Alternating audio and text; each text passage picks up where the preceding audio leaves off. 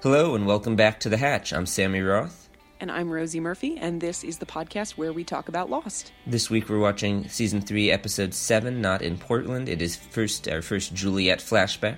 It's also the first appearance of Richard Alpert, which means we are going to play the first part of our interview with Néstor Carbonell, the actor who brought that character to life.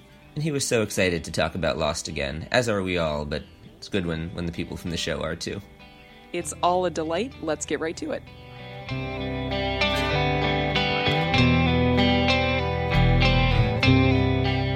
As always, on The Hatch, we start with our hot takes about the week's episode. Rosie, what is your hot take?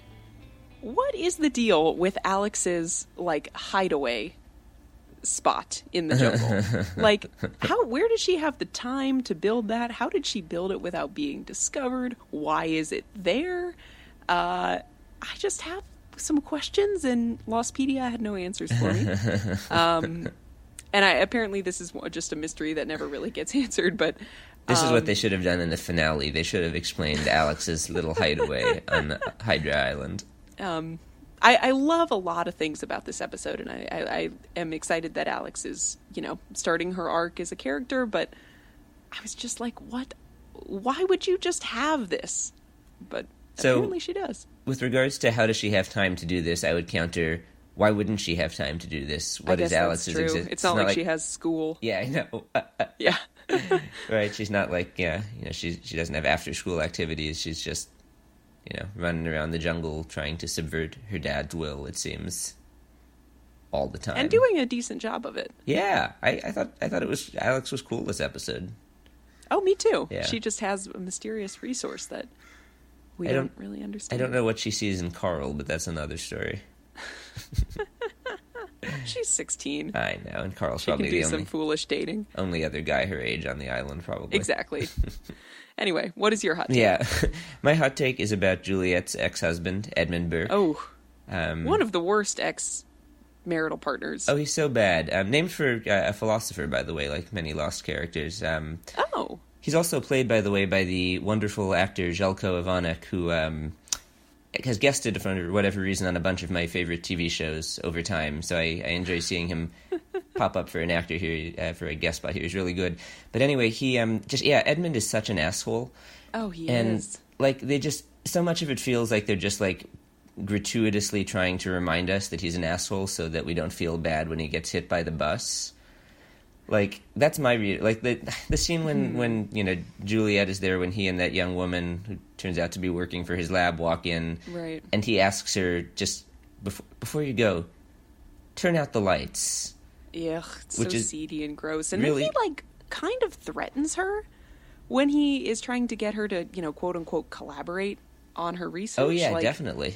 He kind of it sounds like it really would be a shame if somebody found out about this unethical work, which really has the undertone of I'm going to tell on you if you don't share the glory with me. And not only threatens her, but then immediately launches into, but if you work with me, I'm so awesome that you'll be awesome too. It's about his own, ego right. as well. And he says this thing about if this works, we'll win awards and drink champagne. Oh, and help people. Yeah. And it's ordered in this way that you're oh, okay, it's very clear what your priorities are. Yes, but then really the meat of my hot take is just that last moment before he gets hit by the bus. He's talking on the phone before he's talking to Juliet, and he says to whoever he's on the phone with... Because you're insufferable, and you're mean. And then you find out that he's talking to his mother. His mom. It's his mother. You're insufferable and you're mean. And I felt like it was just this wonderful little twisting of the knife, Just don't forget, because he's about to get hit by a bus, he's really awful. Right. He's insulting his mother. No going into this moment that this guy sucks. Yeah. It was it had nothing to do with the story, but they just put in him insulting his mother just as one last. Well, and it kind of works, because, right after that is when he gets hit by the bus. And exactly. It's really shocking, and it happens really fast, and then you're well, maybe that's not the worst. Yep. Anyway, yeah. Edmund Burke, Željko Ivanek, good stuff. So anyway, Juliet obviously ends up going to the island and becoming one of the others, and having been there now for several years, we find her here. in this episode. And a lot of things happen involving Juliet. She orders some of the others to kill Kate and Sawyer. And then, Jack exposes her to Tom Friendly as having threatened to kill Ben. Mm-hmm. And then apparently Ben promises that he'll finally let her go. And then she kills Danny Pickett, like, in cold blood. And I do not know what to make of Juliet with this after this episode. I feel like I come out of this viewing feeling like I know less about her rather than more. That's or like aware of how much I don't know. Huh. I think she's very stressed this episode. I think she's a little all over the place. I think it's a very stressful situation to be in. I mean, yeah. I mean, think about it. Ben, the only guy who has the power to get her out of this place. Previously she had thought, let's kill him and then I'll figure something out. Mm-hmm. But now it seems to be like, first it seems like she wants Kate and Sawyer to be killed because, I don't know, it seems like she's sort of taking charge. Like maybe she sees for a moment here that she can assert some leadership authority. Tom turns to her when Ben is down and says, "What do we do, Juliet?" And she kind of jumps into action. So maybe there she's thinking like, okay, I can work this to my advantage. I can take charge here and get myself out of here when Ben is gone. But then Ben comes back and she's exposed for having wanted to kill him. And then she's working for him and she's thinking, oh, now I need to, make up for this in order for him to let me go. And, I need to do extreme things for that. I have to kill Pickett. I don't know. It just, I can see why if she's so intent on getting off the island, why these, big twists and turns and sudden changes of events could stress her out a bit. Yeah, that could make sense. Like she's gotten so desperate that she's constructed this whole elaborate plan of her own. The others have a knack for constructing elaborate plans, I guess. They do. Yeah, when it sort of goes sideways in the middle, she has to figure something else out. She just has to keep reacting really quickly, thinking about what's going to put her in the best position to get out of here. And I don't know, theory. Which she's clearly desperate to do. Yeah. But I think your comment about knowing less about her is really interesting because this is her first flashback and we learned so much about her. Well, we do learn so much about her, but I think it's that same phenomenon of like when you read your first book about a topic and you're like, holy shit, like I'm now aware of all of these things that I don't know, and answering 10 questions opens up 100 more. That's a bit how I felt here. Like, because there's so much in this flashback that hints at some of the mysteries that have been pervasive throughout the series, really. I mean, the others, hints that they have struggles with fertility, that they're really interested in, Richard Alpert shows her those photos of the womb of a woman in her 20s that appears like it's the womb of a woman in her 70s. Like it's just these little breadcrumbs of information that remind us of everything that went down in season 1 with the stealing of Claire's baby and Claire being kidnapped and tested and the drugs and, all that weird stuff that was kind of left hanging. Yeah. And it's like really only hinted at. It's not really explained. You're right. Right. And we haven't talked about it in a long time. Even with Sun's pregnancy, like, because no one really knows about Sun's pregnancy yet. No one has brought up these concerns since like the end of season 1. Or maybe Claire's flashback episode in season 2. Yeah. Yeah, I don't know. I was just reminded of how much we don't know about that. And this, introducing Juliet in a deep way, introducing Richard Alpert, bringing back Ethan. Holy fucking shit, it's Ethan Rom. Shout out. I actually had no recollection of Ethan's brief appearance in that opening scene this episode. Oh, really? Yeah, that was mind-blowing to me that he was there, like, watching Juliet's sister, clearly. Oh, see, I did remember that because that's what tips you off immediately that the Midlos Bioscience people are really the others. Yeah, no, I just had no recollection of it. I think that I've probably only seen this episode once. You're kidding. No. That's so good. I know.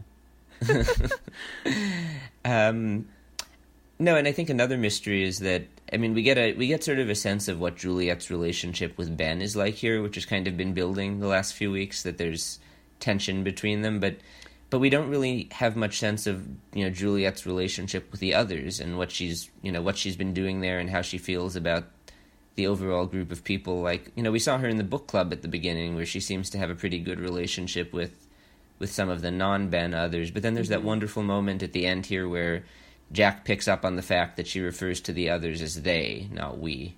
And that, I think, opens a whole nother can of worms. Like, oh, she really doesn't feel like one of them. Why? That's very astute.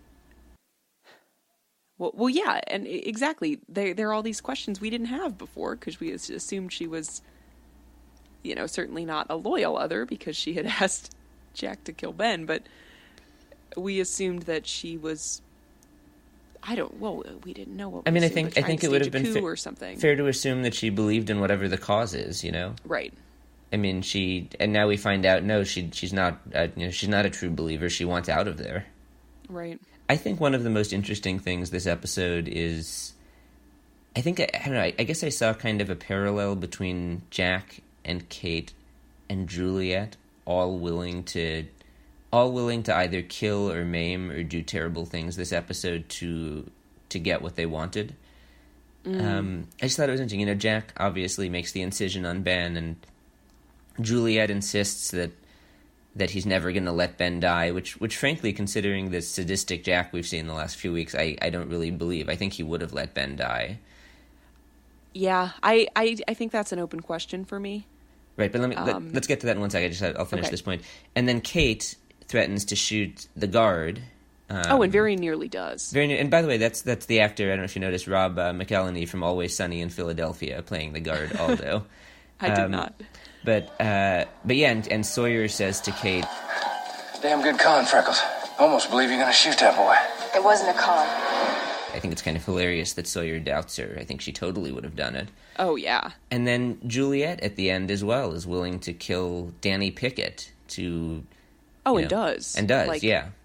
Cold blood, like you said. Doesn't even threaten him. She just comes out of the jungle and knocks him out. Yeah, so By knocks him out, I mean shoots him. Knocks him out of the game of life. Yeah.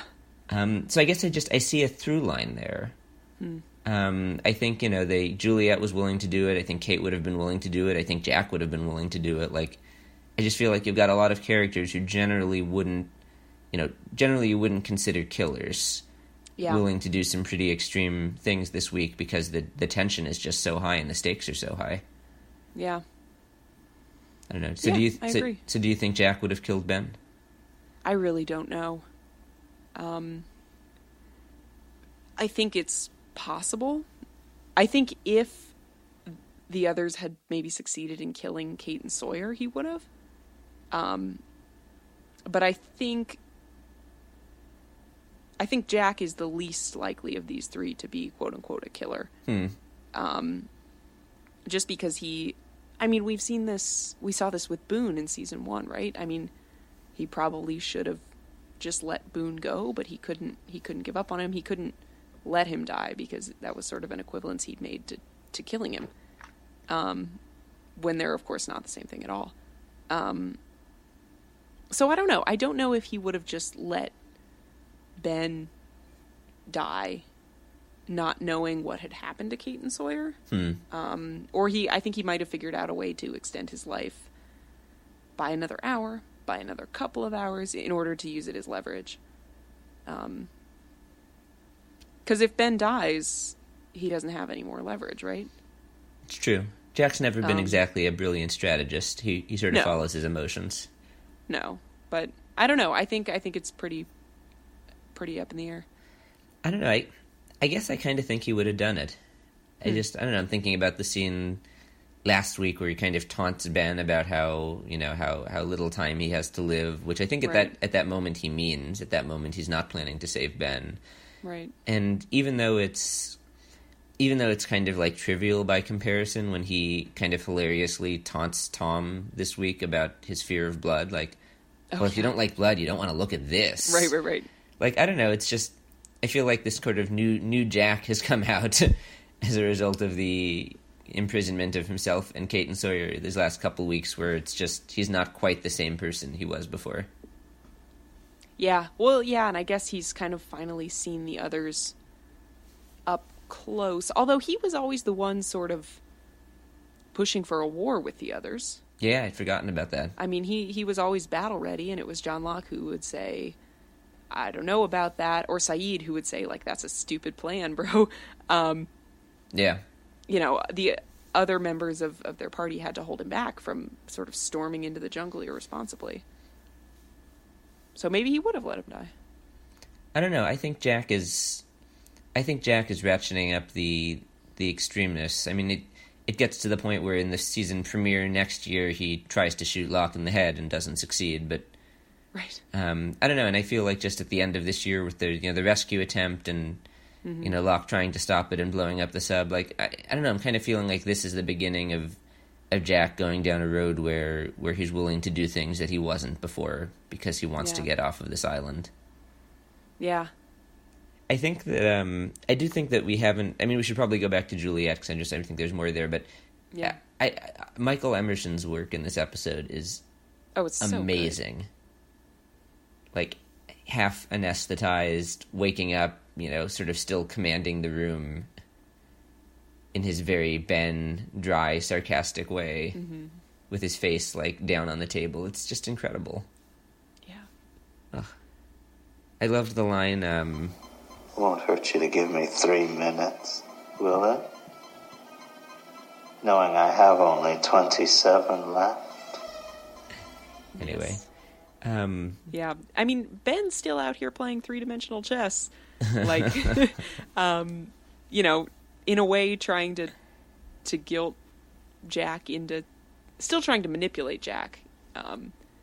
Even as he... is in this extremely vulnerable position. Right. And I laughed when he said, I should have seen this coming. Yes. Like, yeah, probably. Yeah. Ben, being one to typically anticipate all possible outcomes. Well, I think he didn't anticipate that Jack would be willing to do something so, immoral or unethical. Yeah, I guess. But, I mean, and he does successfully manipulate Juliet from his weakened state. He does. Like, he's still got power. I mean, is it really manipulation when he just promises her the thing that he clearly knows that she's wanted for a long time? No, you call it manipulation or whatever you want to call it. Right, what counts is whether she really gets it in the end, which she does not. Yeah, that's...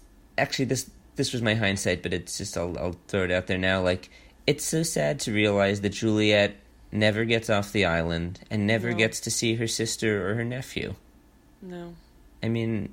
That's the only thing she wants, and she lives and she dies there. And it's all Ben's fault, and it really makes me hate the guy. Yeah. Yeah. Aye. And it really sort of darkens my understanding of the others to know that they're not all there of their own volition. Yeah.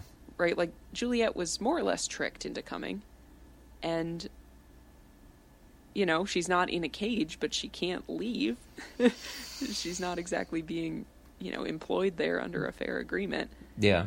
And frankly, I think what we learned from that as well is if any of the others had wanted to leave, I mean, probably for the most part, Ben would not have let them. Right. I mean, you think if Ethan, gets up one day and says, hey, I'm sick of this, Ben's going to be like, okay, have the sub, like, see you later. Right. No. Right.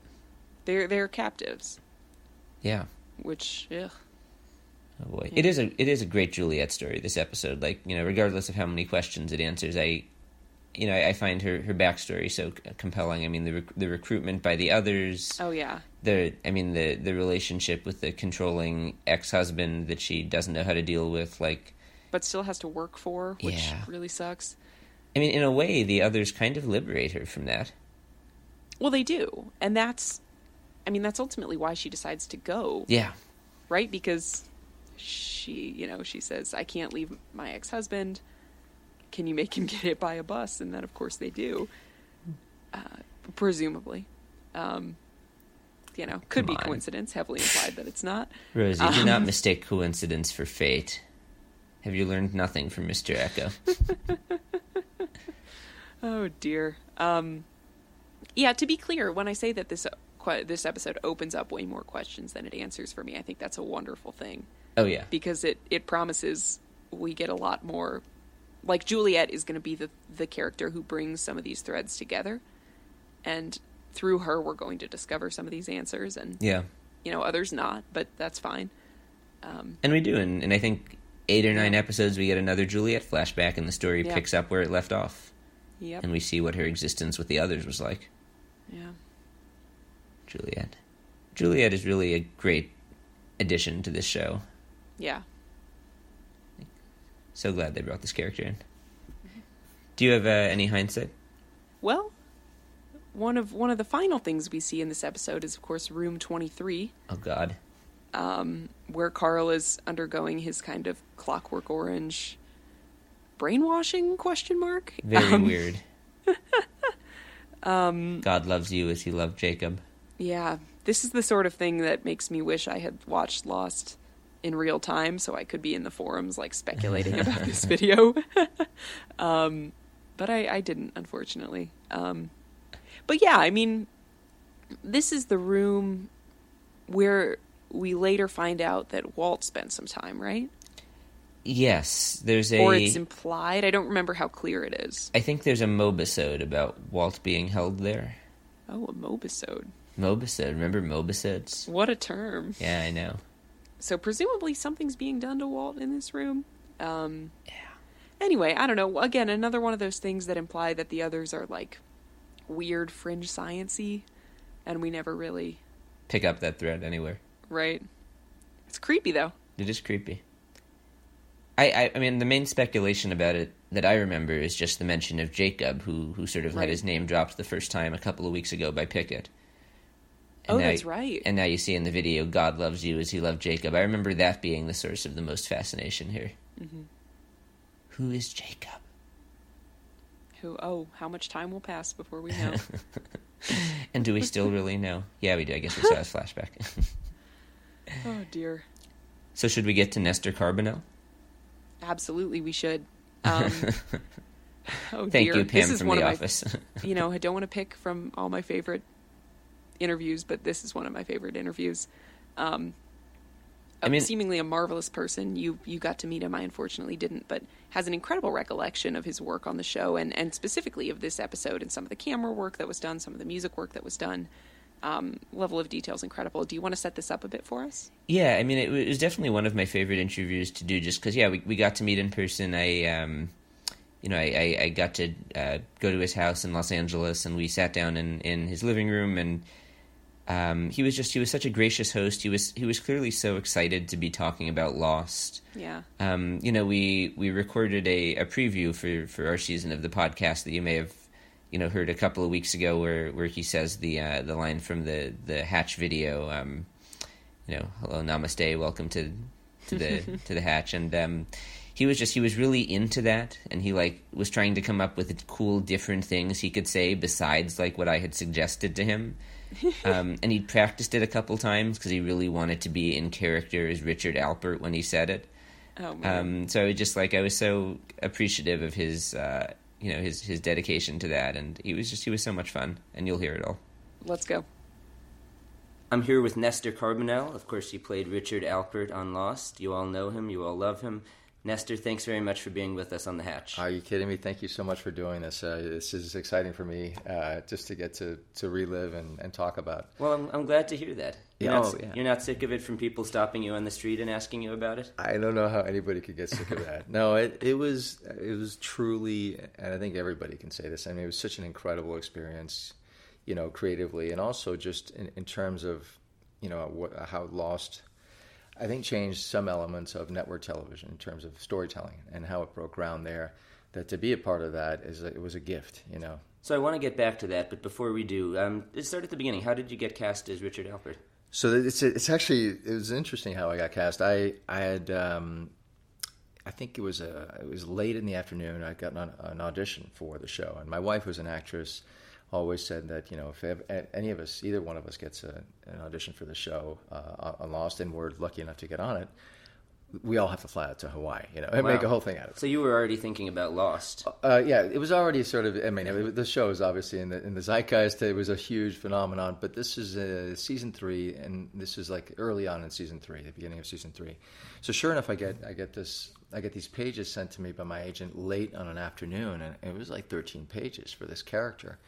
And I know that the following morning we had a tour for one of my son's schools to look at a school. So I was thinking, how am I going to get to all of these pages? And also the appointment is at the same time of this tour, and I don't know, maybe I should, take my shot at another role. Hopefully another one will come around. And it was just, so it was one of those actor moments where I was like, I don't know, maybe I'll pass on this experience and hope that there's another opportunity. Well, sure enough, later into the evening, I was like, you know what? I'm gonna give this a go. And I worked on the material, and sure enough, I went, and I wasn't as familiar with the material as I thought I needed to be.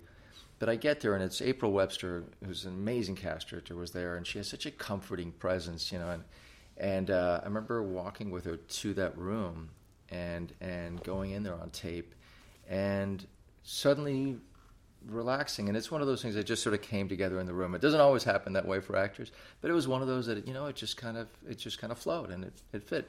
And I walked out thinking, okay, I don't know if I'll get this. So you felt good about it. I felt good about it, and I also saw a lot of actors in the waiting room who were from all different ages, different ethnicities, and I'm thinking, my God, I mean, this could be any one of us, and the role could go any way. So it was interesting to see that, thinking, oh wow, it's sort of a blank canvas. This role, it could be anything, it could be anyone, it could be any gender, it could be anything. So, but then I thankfully I got the call, and I was thrilled naturally, and then immediately my wife's like, we're all going. So sure enough, that's how it happened. Did your family move out to Hawaii when you got it, or what? Well, no, the interesting thing because you were just a guest star.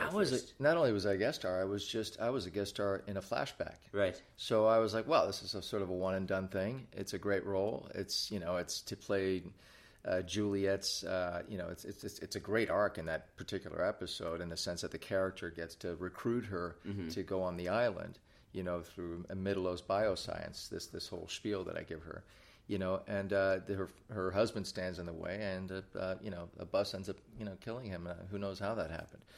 So it was it was a great character with an arc that you could play very sincerely in the beginning, and by the end of the episode, realized, oh my God, this guy's dangerous. He's creepy. Well, rewatching the episode recently, that is really what struck me. At the beginning of the episode, you're sort of not quite happy-go-lucky, but you're making this, scenic pitch about this facility in Portland. It's beautiful. She's going to have a great time there. And by the end, you've gotten her husband hit by a bus, or so it's implied. Yeah. What did you make of that character when you saw that was what you would be up to? I mean, do you have any thoughts on this yourself? Absolutely, yes. And that's one of the things that was just so amazing about that particular and the show, is that there's so many great twists within these characters. They're all layered with so much, no one's, completely good or bad or evil. We're all shades of everything. And with this character in particular, that's such an extreme turn that I had to endow him with some kind of bigger purpose, that this is all for some greater purpose, and I had to, as an actor, it's our job to be our own character's best defense attorney. So I had to come up with a great reason, or something truly altruistic that would allow for the guy to do something like this, whether the guy, her husband, was abusing her or whatever it was, and I had to come up with something, internally. And then as an actor, I got to play the part that, well, let's misdirect. Let's really play this guy as a really, wonderful, sweet guy with this great promise for this, this professional woman, to give her this opportunity and make it as sincere as possible. That's interesting. So you're playing that, hoping that this is a good guy doing this for good reasons. Absolutely. You got to play against the result, for sure. You never play the end. That as an actor, you're always taught to play against it as much as you can. So really, my job was to be as seemingly as innocent and as sweet, and be genuine about it. And then the wonderful thing that I knew is that Michael Giacchino scores the show. Yes. Michael Giacchino's work is just, as we all know, is so extraordinary that it became a character in that show. I always viewed it as a character. It was because to watch that show without that score, it's just not that show. That's one of the things that struck me about talking to so many actors and writers and producers. Everyone brings up Giacchino, and everyone says, it's not that anyone's saying they could do a bad job because Giacchino could fix it, but there's just a universal recognition that Giacchino is going to elevate your work. There's absolutely no question, and in watching this show, I knew that you could, as an actor, you had that. It's interesting, other actors have said that you had that comfort in knowing that you could take a gamble and play completely against your character's, motivation. Knowing that Giacchino would be there to score it in a way that it would be, he would basically get your subtext out. Do any particular scenes come to mind for your character where you remember Giacchino really doing something that? Yeah, I mean, there was a scene and Stephen Williams shot that particular episode. He's a great director. You're talking about Not in Portland? Or? Yeah, Not in Portland, the first episode I got to do. And in particular, there's a scene where he said, well, what if we have you in front of when you're making this pitch to Juliet, we have you in front of this projector. And it happened to be like there's some red in the projection in one of the slides. Uh-huh. And it looked sort of devilish, And so I'm making this sweet pitch, and I have this sort of red light on me from this projector, and he's like, "No, let's keep you there," And then I knew that just knowing Giacchino, the music, the score he'd come up with, I knew that, and that's where he did. I mean, it's sort of that creepy, those creepy sounds came in and supported the subtext, and you saw the turn through that score in him, and hopefully in the performance. But really, as a result of a lot of what Giacchino did was just to underscore your subtext. So when you got cast for that one episode, as far as you knew, that was it? Oh yeah, it was one and done. I was a flashback. I was like, all right, well, let's make the most of it. My family flew. My wife and our son flew out, and I hope your son got into the school, by the way. You know what? He didn't. He didn't get into that school, but it's just as well. I'm sure things worked out for the best. We all got to go to Hawaii, and that's what matters. When did you figure out you were coming back? That you were going to recur? It wasn't until weeks later that I think it was about 4 or 5 weeks later after it aired. Yeah. After it aired first, and then about 4 weeks later, my agent gets a call and I said, "So are you going back to Lost?" I was like, "Oh, okay, wow, that's amazing." I'd never expected that. And they said, "Yeah," but then when I got the script, this is at a time when I'd never experienced TV that way, where our scripts were being delivered to us with our names on every page. And they had to be hand-delivered. They couldn't be left at the doorstep. And I was like, wow, there's so much secrecy attached to this. Did you even get the rest of the pages or just your pages? No, at that time I did get the script. Okay. Later on it would change to just pages towards the finales. Right. When it became, the finale episodes, we typically only got pages or partial scripts. But then we were getting scripts. But it was, so at that point, when I did get that second script, I go, oh my God, I'm in the present and I'm on the island. This is interesting. I mean, this is great. I mean, who knows? I don't know where this is going to go. But if you're on the island, there's a chance you're going to continue to be on the island. I was hoping. I go, oh my God! And I think that second episode was obviously not focused on my character, but I was aligned with Ben. Yeah. And I go, oh, who knows? Maybe I'll be part of this, of his entourage in some fashion. I don't know. But it subsequently grew from there, and I was just thrilled. I mean, I was over the moon. Again, I had no idea where it was going, but that's how it started for me. I love the idea that actors ought to be their character's own best defense attorney. I've been just kind of turning that phrase over in my head since I listened back to this, and thinking about Michael Emerson, thinking about Henry and Cusick, like. The actors we've spoken to who've played some of the most complex characters on this show, start out not that Desmond's a villain, of course, Michael Emerson this applies more to, but, they don't know that they're villains, or that they don't sort of believe that they're villains, because it's always so much more complicated than that. Right. I mean, with Desmond, and indeed, we start out not knowing much about what his motivations are at all, and he has to play himself as the best version of that for sure. Right. And doing something that Richard Alpert believes to be the right thing, even if sort of in the structure of the show, he's an antagonist, or he's one of the others who I guess are all antagonists, but of course are not. It's so much more complicated than that. And I love that he was a fan first, and that you know Yeah. he and his wife had this pact of like, if either of us gets a part on Lost, We are Where we're going to going. Hawaii. No, it's great. That's a joy. It's really great. Frankly, I thought, you know, he had the detail down so well for Not in Portland. Oh And yeah. I didn't ask him this, but I feel like he must have watched the episode to prep for our interview. Like, could he really have remembered it that well? I mean, his recall was pretty good about a lot of... Yeah. I don't know.